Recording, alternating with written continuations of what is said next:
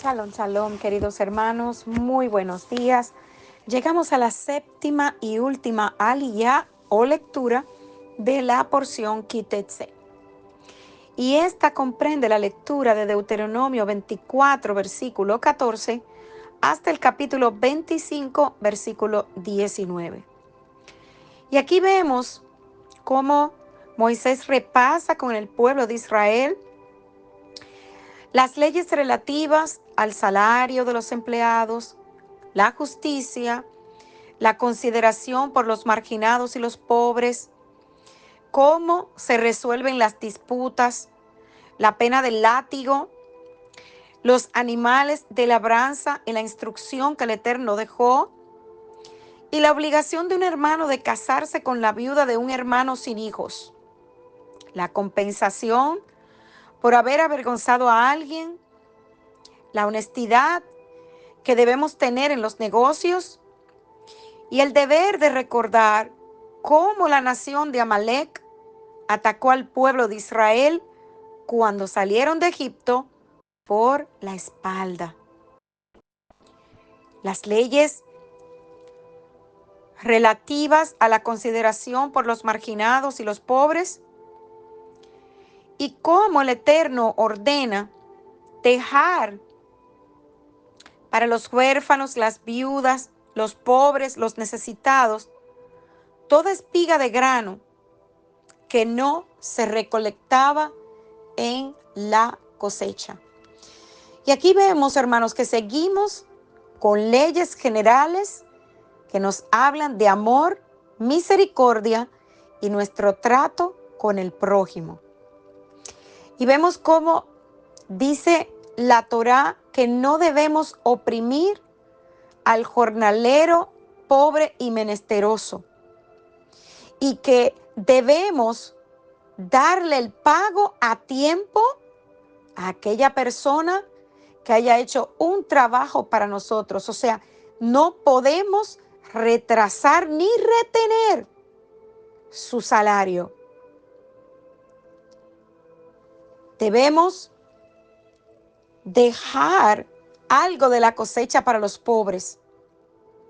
Los versículos 19 al 22 de el capítulo 24 nos dice que cuando ciegues tu mies en tu campo y olvides alguna gavilla en el campo, no volverás para recogerla.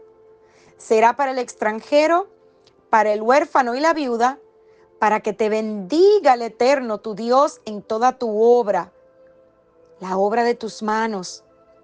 Cuando sacudas tus olivos, no recorrerás las ramas que hayas dejado detrás de ti.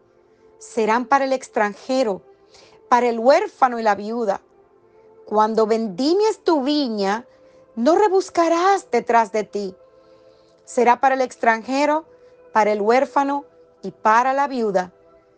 Y acuérdate que fuiste siervo en la tierra de Egipto, por tanto yo te mando que hagas esto. Y hermanos, ¿cómo es que estamos viviendo en este mundo? Amados, mientras más podemos explotar al prójimo, mientras más podemos engañar al prójimo, mejor es. Sin embargo, el Eterno a su pueblo lo llama a ser diferente. Debemos tener amor y compasión por aquel que necesita. Y no solamente decir estaré orando. Hermanos, si usted tiene los recursos para ayudar a una persona que realmente está necesitada, ayude, porque el Eterno no es deudor de nadie. Y Él dice que Él te bendecirá. Luego, la Escritura nos sigue hablando de la ayuda para el necesitado. Y el Eterno trae a memoria el tiempo en el que los israelitas estuvieron como extranjeros y siervos en el pueblo de Egipto. Y no cualquier tipo de siervo, amados, eran esclavos.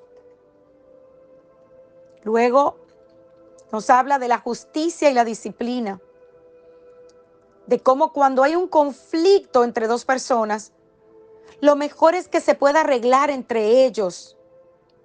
Pero si no se llega a un acuerdo, entonces se debe llevar el caso ante un juez para arbitrar. Ahora, siempre la Escritura recomienda, incluso dice que es mejor que arreglen sus asuntos en el camino.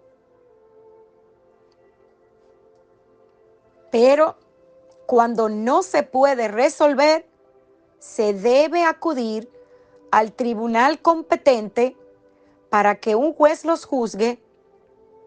Se absolverá al justo y se condenará al culpable.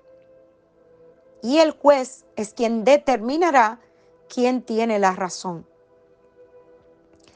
Para que un castigo sea efectivo, no debe ser muy liviano. Debe ser un castigo que deje una lección. Por lo tanto, la Torá pone un límite al número de azotes que una persona puede recibir. Deuteronomio 25:3 dice, se podrá dar 40 azotes, no más. No sea que si lo hirieren con muchos azotes, más que estos, se sienta tu hermano envilecido delante de tus ojos. Y amados, el propósito es castigar, es disciplinar, es corregir. No es humillar. No es poner a la persona rebelde. No es levantar a uno y derribar al otro. Y en los tiempos de la Escritura, de la Biblia, los azotes eran la forma más común de castigo. Vemos el ejemplo de lo que sucedió con Yeshua, que en realidad esta ley no aplicó para él. Primeramente porque él no fue llevado a un juzgado o a una sala de juicio hebrea. Él fue condenado por los romanos. Pablo fue azotado 5 veces con el máximo castigo de azotes. Segunda de Corintios 11:24 dice que 5 veces he recibido de los judíos 39 azotes. ¿Y por qué se daban 39 y no 40? Cuando la Torá dice que tenían que ser 40. Porque los religiosos de la época se cuidaban de cumplir la Torá a cabalidad y restaban un azote, en caso de que el que estaba dando los azotes se equivocara en el conteo. Pero en el caso de Yeshua, que los azotes fueron dispensados por los romanos, wow, se le dejó totalmente desfigurado, ya que los romanos utilizaban medios de tortura para azotar, que en las puntas tenían metales que desgarraban la piel. Yeshua no mereció los azotes que recibió, pero fue brutalmente azotado. Es por esto que Isaías 53:4-5 dice, ciertamente Él llevó nuestras enfermedades y cargó con nuestros dolores. Con todo, nosotros le tuvimos por azotado, por herido de Dios y afligido. Mas Él fue herido por nuestras transgresiones, molido por nuestras iniquidades. El castigo por nuestra paz cayó sobre Él, y por sus heridas hemos sido sanados. Toda la Torá, hermanos, habla de amor, justicia y el cuidado del Eterno. Y un punto que me llamó mucho la atención es el versículo que dice, el versículo 25:4, no pondrás bozal al buey cuando trillare. Fíjense cómo la Torá cambia del trato que debemos tener con nuestro prójimo al trato que debemos tener con los animales. Hermanos, el bozal era una especie de canasto calado que se colocaba en el hocico de los caballos y las bestias que se utilizaban para labrar la tierra. La escritura no prohíbe poner bozal cuando el animal ara la tierra. Solamente se hace mención de cuando se trilla el grano. Pero ¿por qué, amados hermanos? ¿Por qué esta instrucción? Bueno, trillar es triturar el cereal separando el grano de la paja. Los bueyes ayudan a alar la trilla, que es una tabla con cuchillas en la parte inferior que sirve para cortar y triturar las espigas de trigo. Y en el proceso de la trilla, los bueyes pueden estar tentados a comer del trigo triturado y vemos cómo la escritura dice que se les permita comer, porque si se le pone el bozal, el animal no iba a poder comer y seguiría con hambre. Y aunque este versículo debe tomarse literalmente, Pablo nos enseña algo muy importante. Él habla de que este mismo principio también se aplica a los hombres. Leamos 1 Corintios 9, del 9 al 11, que dice: porque en la ley de Moisés está escrito, no pondrás bozal al buey que trilla. ¿Tiene Dios cuidado de los bueyes? ¿O lo dice enteramente por nosotros? Pues por nosotros se escribió, porque con esperanza debe arar el que ara y el que trilla, con esperanza de recibir el fruto.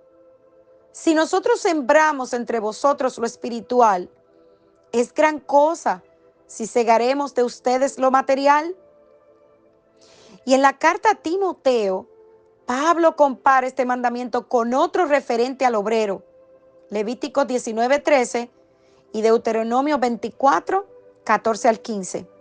Entonces, a Timoteo, él le habla en 1 de Timoteo 5:18 y le dice, pues la escritura dice, no pondrás bozal al buey que trilla, y digno es el obrero de su salario. ¿Qué nos está enseñando el Eterno aquí? Que el buey, aunque es un animal y aunque está sirviendo para que podamos hacer nuestro trabajo, al igual que el hombre, es digno de su salario, de comer de lo que está siendo trillado. El deseo más profundo de cada uno de nosotros, amados hermanos, es que observemos la Torá de la manera que el Eterno espera de nosotros. Y que ese estudio no se quede solamente en nuestra mente, sino que transforme nuestro entendimiento y sea reflejado en nuestro comportamiento. Cumplir al máximo la voluntad del Eterno debe ser nuestro anhelo. Y si erramos, si nos confundimos o si faltamos, venir a Él y pedir perdón. Rectificar. La recompensa que nos espera, amados hermanos, es grande. Dice que si una persona pierde una moneda y un pobre la recoge del suelo, el Eterno va a recompensar a la persona que la haya perdido. ¿Por qué? Porque a través de esa moneda se bendijo a un pobre que estaba necesitado. Cada acto de bondad, de amor, de compasión, de misericordia que hagamos con nuestro prójimo y nuestros animales, dice la palabra que seremos bendecidos grandemente por el Eterno. Y no solamente habla de bendición material, sino de una bendición mucho más importante, bendición espiritual. Shalom, shalom, queridos hermanos.